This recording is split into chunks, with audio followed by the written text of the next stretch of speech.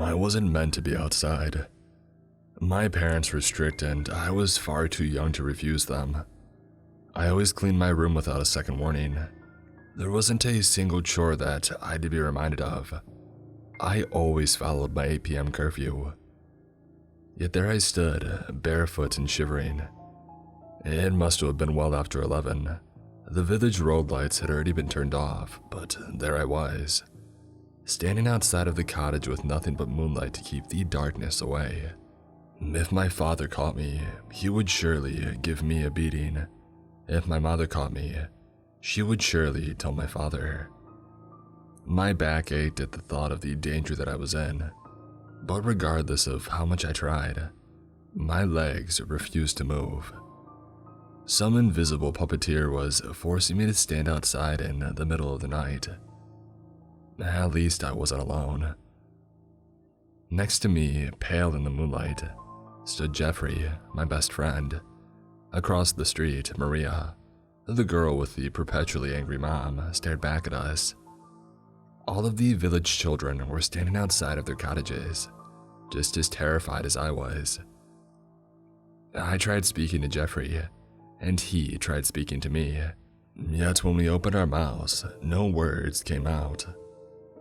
All the children of the village stood by the road, their jaws snapping soundlessly, begging for help that would not come.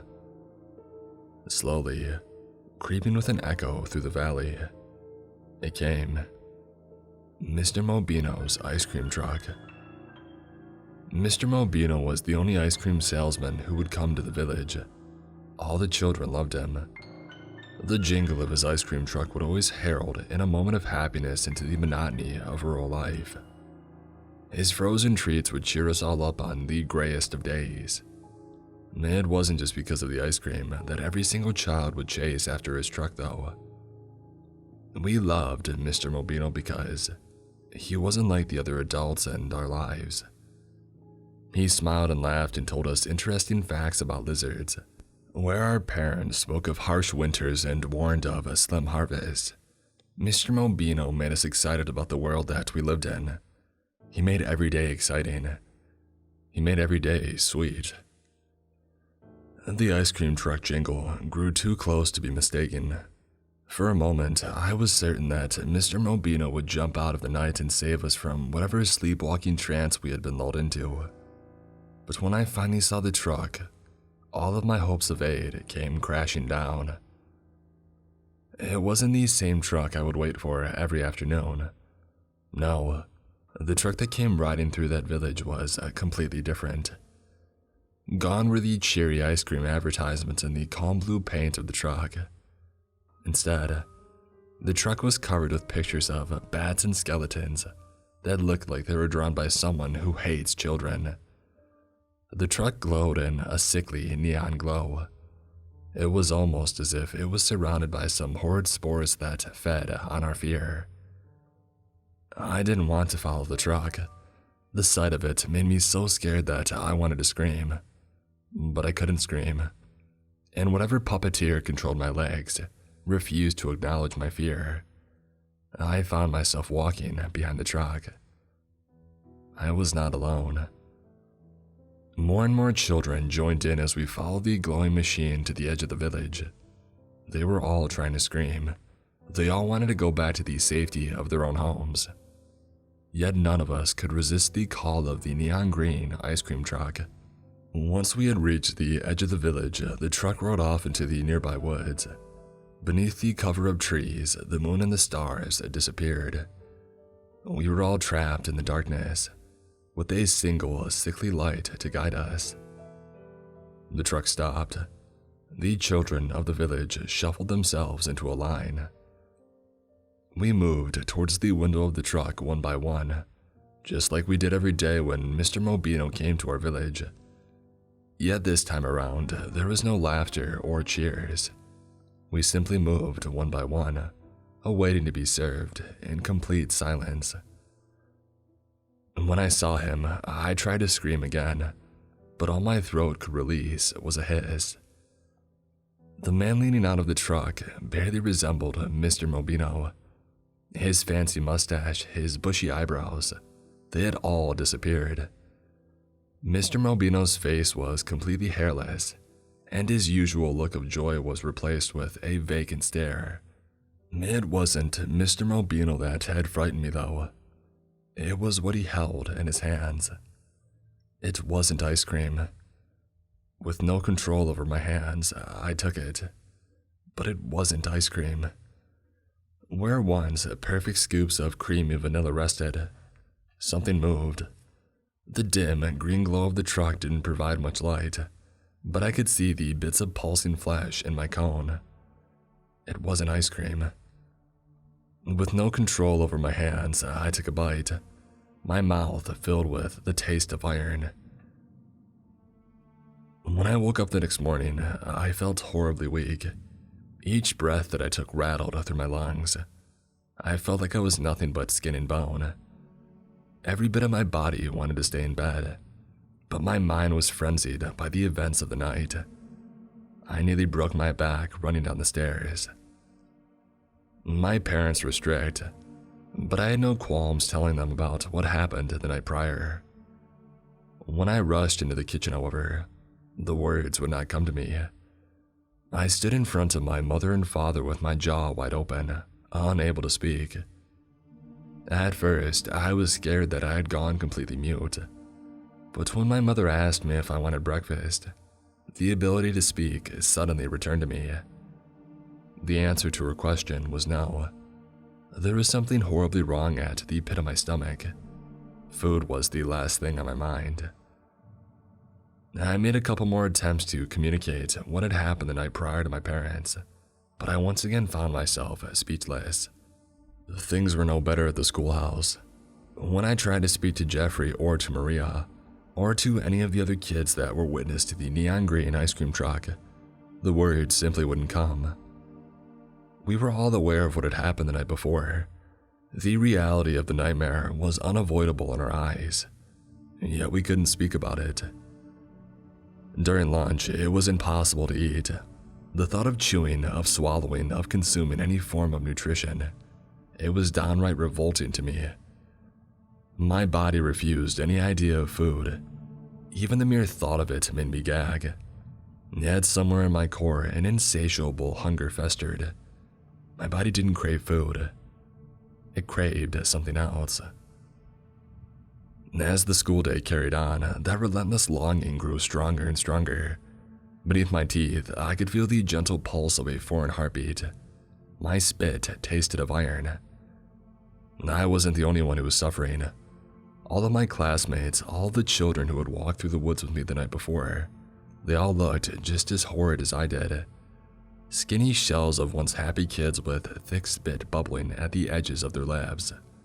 Unable to verbally acknowledge what was happening, and with nothing better to do, once the final bell rang, me and Jeffrey did what we always did after school. We went to play with the wooden swords that our fathers had made for us. Yet as we stood out on the village road, swinging our splintery sabers, we weren't kids enjoying the land of make-believe. We were two creatures of flesh and bone, dripping mucus from our mouths, brandishing weapons that could not defeat what plagued us. We swayed back and forth with our toys, trying to recapture the spark of childhood innocence that Mr. Mobino took out. Then, from the valleys beyond the village, came a familiar echo, the cheery jingle of the ice cream truck. I wanted to run away. From the sheer look of terror in his eyes, I could tell that Jeffrey wanted to run away as well. But regardless of how scared we were, we both stood still. As the discomforting ice cream music grew closer, the other children of the village left their cottages and stood outside, just like they did the night before. No one wanted to be there. The fear in that patch of road was palpable. We all wanted to scream. We all wanted to run away, yet when Mr. Mobino's truck rolled into the village, like desperate rats to the Pied Piper's flute, we all followed the truck. There was no laughter, there were no jokes. Mr. Mobino simply pressed the ice cream cones into our hands one by one and then drove off. His demeanor was completely different, But it wasn't just Mr. Mobino that had changed. On first glance, the ice cream looked just as creamy and delicious as it always had. But there was something wrong with it. My hands acted independent of my body. I had no choice in the matter of consuming the ice cream, yet just as the frozen treat approached my dripping lips, I saw it. Beneath the flakes of ice and vanilla, the scoops of ice cream moved. As my quivering tongue pressed against the ice cream, I could feel a heartbeat. The once delicious notes of milk and sugar were gone. The ice cream tasted of spoiled milk and metal. With each forced lick of the unsettling cone, the implacable craving that had been brewing in my chest disappeared, yet its absence didn't make me feel any better. It simply fortified the exhaustion in my young bones. I went to sleep early that night, hoping that the past day was just a momentary parting with reality. This wasn't the first time that my childish mind had gripped onto the unknown and suffered from it. My personal history was filled with monsters under beds and men hiding in shadows. Shortly after the September 11th attacks in America, I even found myself certain that the guy was hiding in the woods near our village. I hoped that the ordeal with the ice cream man was just another byproduct of my colorful imagination. I went to sleep early that night, hoping that I would wake up to a world that I could understand. By midnight, those hopes were crushed to dust. I wasn't meant to be outside. None of the kids were meant to be outside. Yet there we were, just like the night prior, scared, shivering and without a shred of control over our bodies. He led us to the woods with his truck shining through the night. He forced us to feast on still living flesh. By the time the sun rose, nothing had changed. None of us could eat. All the children in the village looked like prisoners who had gone on hunger strikes. We were all miserable husks of who we once were, but none of the adults would acknowledge the change. They just yelled at us for not eating and being lazy. Time stretched itself into a vague mirage of life, punctuated by the painful visits from the ice cream man. During the night, he would feed us bloody flesh. During the day, he would feed us flesh poorly disguised as ice cream. Each meal we were forced to eat simply made us hungrier. Day by day, Mr. Mobino's grasp on the village children grew into a suffocating stranglehold.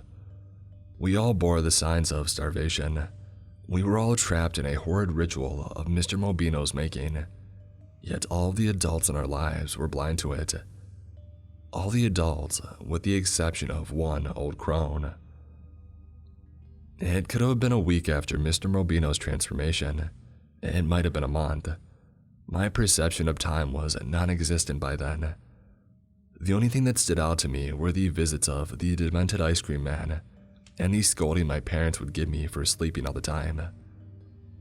All that I remember is that it was a foggy day, and I was shuffling my way to school. "Help!" came a weak voice from the curtain of white.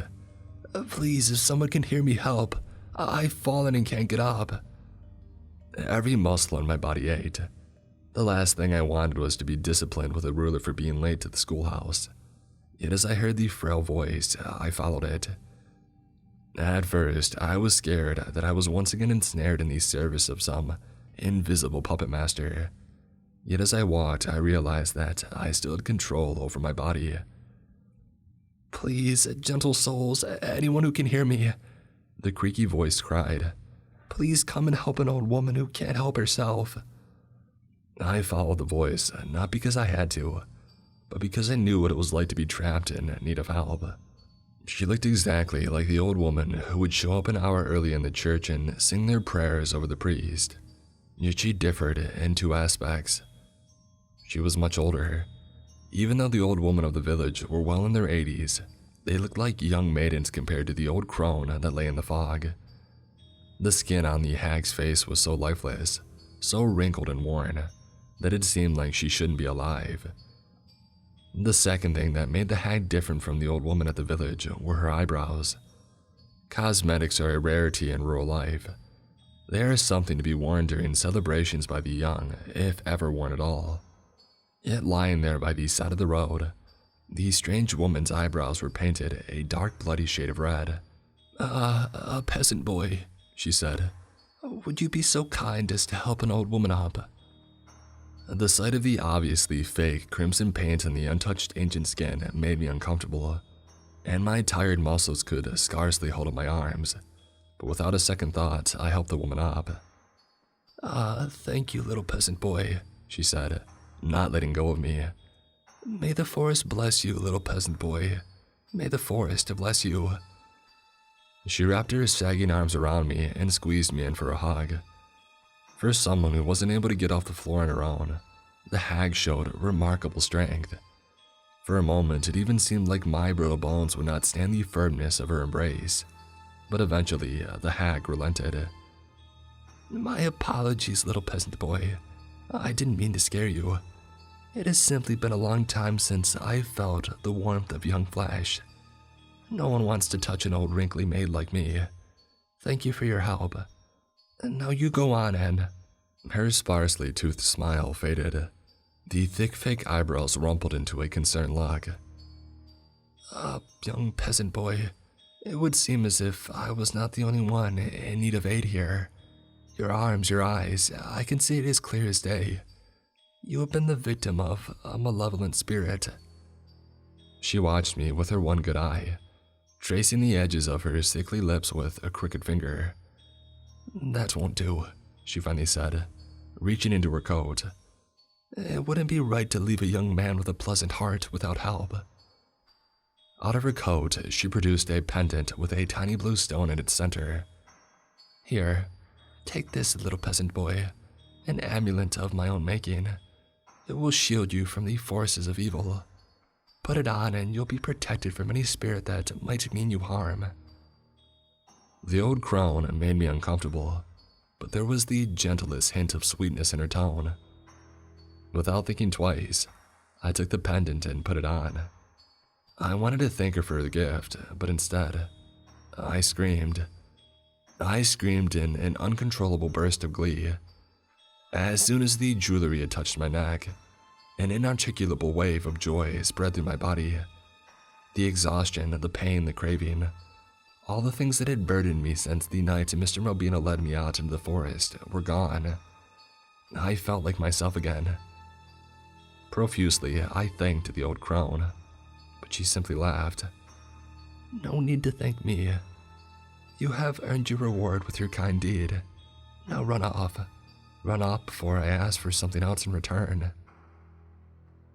And when I came to the schoolhouse that foggy afternoon, I was ecstatic to tell all the village children about the old crone and how she had helped me. Yet, they had no ears for my words. As I spoke, all they responded with were blank stares. For a moment, it almost looked as if Jeffrey would have something to say. Yet when he opened his mouth, only drips of sticky mucus came out. They were all still wrapped up in whatever horrid curse that Mr. Mobino had laid upon them. The other village children couldn't celebrate with me in their current state, but I knew that would not last. I knew that with the help of the amulet, I would free them of the curse. During lunch, I was the only child who touched their food. I had never been a fan of the meals that the schoolhouse had served, yet with my taste back, with my appetite back, even the bland mashed potatoes tasted like heaven. Even though my body was under my own control once more, and my skin no longer clung to my bones, I still felt weak from the weeks of starvation. I took a big lunch. I knew that I would need my strength to defeat Mr. Mobino. That afternoon, I waited by my window with bated breath. The amulet had protected me from that horrible craving. It made me feel whole again. But I needed to be sure that I would be protected from whatever trance Mr. Mobino would put the village children into.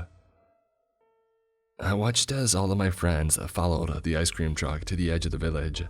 I watched them all eat that pulsing flesh disguised as a frozen treat. I watched the village children suffer, safe in the knowledge that I would be able to help them.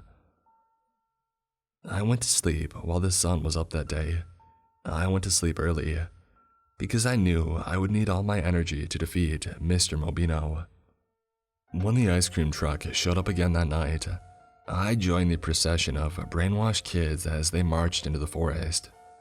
Even though my legs were full of energy and my mind was clear, I did my best to match the pace of the other children. When Mr. Mobino walked out of the truck to serve the ice cream, however, I snuck off into the darkness. As he handed out those bloody bits of poison, I snuck into the ice cream truck. I was far too young to know how to drive, but I had sat next to my father as he worked the tractor enough times to have a general idea of how to operate a vehicle. I took a deep breath and pressed my foot down on the gas pedal. Thud. I hit Mr. Mobino. Crack. The heavy ice cream truck made quick work of his bones. Thud. The job was finished. I pulled the handbrake and leaped out of the truck. I was expecting the rest of the village children to cheer for me.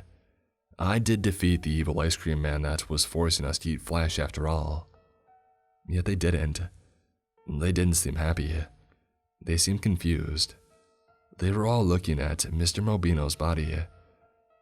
"He's dead, guys, can't you see? I saved you all," I yelled. All the children looked much healthier than before, but they were still terrified. When he opened his mouth, a bunch of spit slid out, but eventually Jeffrey managed to speak. "I don't think Mr. Mobino is dead." He wasn't. The ice cream man's body started to twitch. The green hue from his truck grew brighter than a spotlight. In that blinding light, I saw Mr. Mobino's body transform. His arms popped out of their sockets. His jaw morphed into a monstrous maw. The clothes he wore ripped beneath the strain of his new flesh. He was no longer the friendly ice cream man we grew up with. He was no longer a man. Before us stood a giant beast. Its single yellowed eye darted through the crowd, searching for me. Mr. Mobino's two human arms split into a octet of dripping tentacles, which floated around looking for a target to grab. The beast's jaws snapped with anger, bloodying themselves in the process. The bigger the monster grew, the brighter the neon glare of the truck got. The silhouettes of the other children scattered through the rays of green. "I see you," the beast boomed. "I see you, and you will pay for what you've done." If it wasn't for my big lunch, if it wasn't for the nap that I took, I would have not been able to jump out of the way of the beast's lunge. Yet, with my energy reinvigorated, I was able to jump away in the nick of time. The beast raised its horrid maw, spitting away bits of earth and blood as it roared again. Its flesh pulsed with unspeakable power. I knew that I could not defeat the creature on my own. Yet, just as hopelessness was about to set in, I noticed that the neon light stemming from the ice cream truck was beating in tandem with the pulsing monster's body. The truck was the source of power for the horrible creature. As the beast raised its maw to once again leap at me, I did the only thing that I could think of. I slid under the truck. With one swift motion, the abomination that was once Mr. Mobino wrapped its jaws around the truck and swallowed it whole. With even greater intensity, the beast roared once more. But then it stopped. As if something had been caught in the monster's throat, the angry roar soon turned into a choked whisper. The creature threw itself from side to side in a furious last effort to destroy me, but I was quick on my feet. With every blind lash of its long appendages, with every missed bite with its massive maw, the beast grew smaller and smaller until it ceased to exist. With my work done, I started to make my way home alone. When I got outside of my cottage, however, I found a crowd of children waiting for me. "Thank you for saving us," Jeffrey said, and then he hugged me. Years later, when I bump into anyone from the village where I grew up, we always compare notes on how life in the wider world has been. Some of us have been successful, some of us haven't. Some of us have big families and some of us don't. Some of us are happy and some of us struggle. But one thing is universal. None of us have ever touched any ice cream since the night Mr. Mobino took us out into the woods.